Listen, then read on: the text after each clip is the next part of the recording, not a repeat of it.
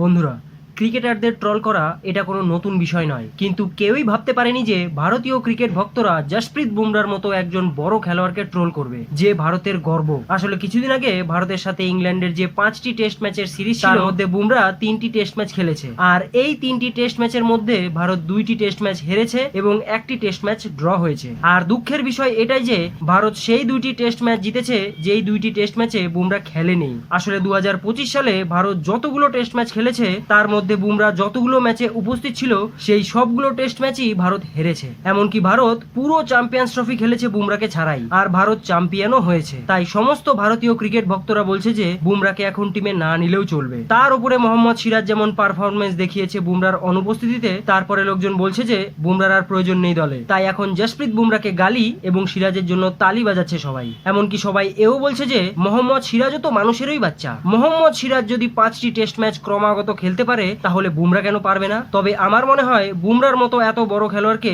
এরকম বলা একদম উচিত নয়। তবে আপনাদের কি বলার রয়েছে বন্ধুরা এই ব্যাপারে? নিচে কমেন্ট করে অবশ্যই জানাবেন।